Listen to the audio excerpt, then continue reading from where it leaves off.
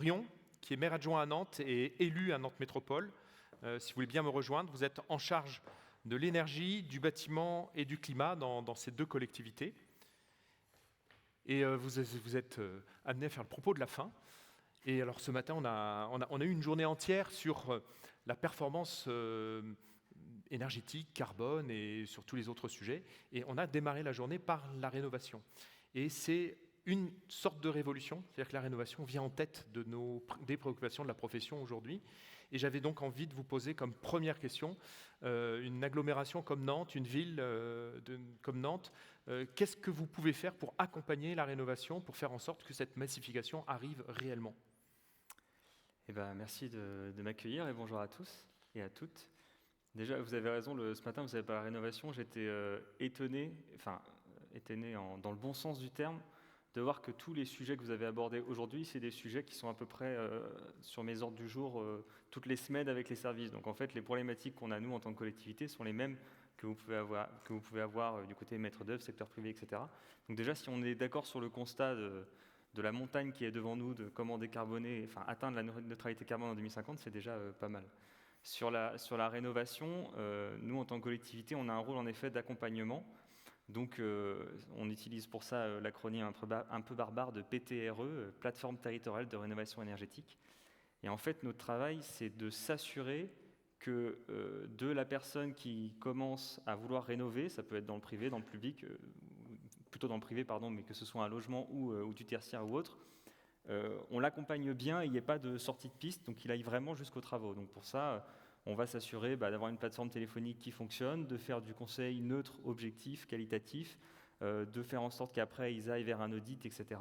Donc ça, on a un suivi très précis et des points très réguliers pour s'assurer de ça, et que ce soit en effet pour du logement collectif, pour du logement individuel, etc. Et donc là, on a aussi un travail de qualification de notre territoire, parce qu'il ne suffit pas juste de dire on va accompagner, il faut savoir qui on accompagne et comment. Donc là, nous, c'est un peu le deuxième volet, c'est la collectivité en planification, on va dire. Et donc pour ça, on a des documents stratégiques.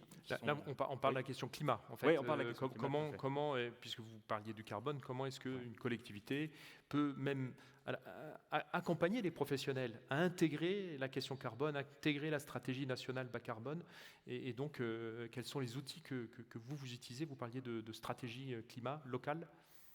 La neutralité carbone, il y a un ensemble de leviers et de secteurs. Donc là, on parle pas mal du bâtiment. Alors sur une métropole comme Nantes, en gros, c'est un tiers des émissions carbone qui sont dues au secteur des transports. Bon, ce n'est pas le sujet aujourd'hui. Et un tiers qui est dû au secteur des bâtiments. Donc c'est le sujet aujourd'hui. Les transports, c'est un peu notre sujet aussi. Ouais, c'est un peu notre sujet. Si on éloigne les gens de leur travail, de leur domicile, à un moment, on a un impact sur le transport. C'est sur le volet urbanisme, en effet, c'est un sujet.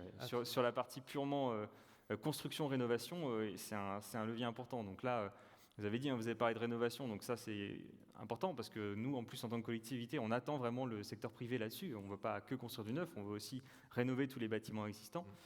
Et donc là-dessus, on va cibler les maisons et les logements collectifs. C'est des sujets bien différents. On estime qu'au niveau de la métropole, la moitié de nos objectifs carbone peuvent être faits grâce à de la maîtrise de l'énergie. Donc ça veut dire qu'il faut vraiment aller vers une réduction drastique des émissions de gaz à effet de serre, et ça, c'est de la sobriété et de l'efficacité. Donc pour ça, il y a plein de leviers, je vous ai parlé de l'accompagnement, mais aussi, par exemple, on a un bonus pour les matériaux biosourcés. Alors par ailleurs, il ne marche pas très bien parce qu'il n'a jamais été sollicité en 6 ans, donc il faut qu'on le recalibre. Donc là, mais il n'empêche qu'il existe. Utiliser notre bonus, c'est ça ?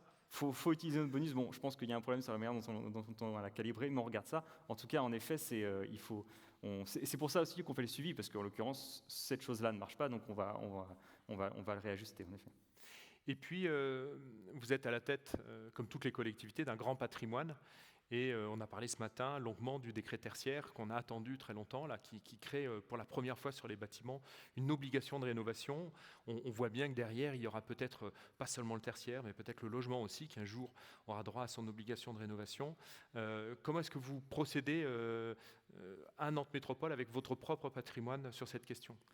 Oui, alors le décret tertiaire, donc moi je suis élu depuis pas très longtemps et avant j'étais militant écologiste. Donc en tant que militant écologiste, j'étais ravi de voir le décret tertiaire arriver.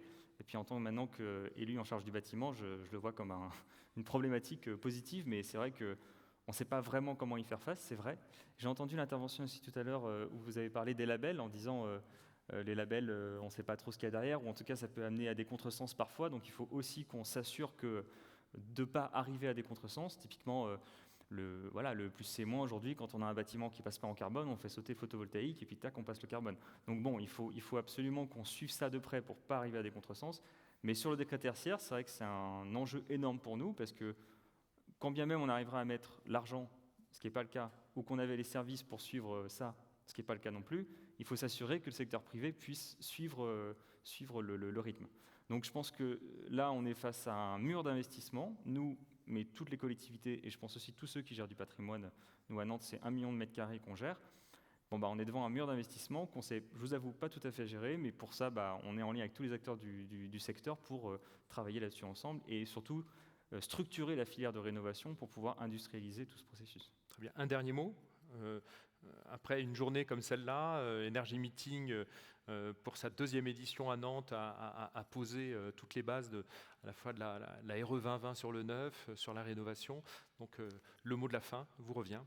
Je suis très content que Energy Meeting soit à Nantes. J'imagine que c'est la preuve qu'on est dans une ville, dans une métropole dynamique sur ces questions de transition dans le domaine du bâtiment. Donc dans le domaine de l'urbanisme, du bâtiment, de tous les sujets que vous abordez ici. Donc ça, voilà, c'est un honneur en tant qu'élu local et c'est un peu aussi une responsabilité parce que ça veut dire qu'il ne faut pas décevoir les acteurs. Après, moi, ce que j'attends en tant qu'élu, c'est que, on l'a dit aussi, les questions de transition, ça part de tableur Excel, on fait des trajectoires, on fait des courbes et puis on dit voilà, avec ça, on respecte les engagements du GIEC et on a sauvé la planète. Mais en réalité, derrière, c'est des milliers d'emplois à créer, des choses qui se passent vraiment dans la ville. Et donc, c'est rendre cette transition concrète qu'il faut qu'on fasse maintenant. Et là-dessus, il n'y a pas de solution magique, ça va demander du travail dans la durée, tous ensemble. Merci beaucoup. Si vous voulez bien applaudir Tristan Rion. Merci. Et puis je vais vous demander une autre série d'applaudissements pour toute l'équipe de Bâti Actu autour de Philippe Nounès pour la qualité et la réussite d'Energy Meeting.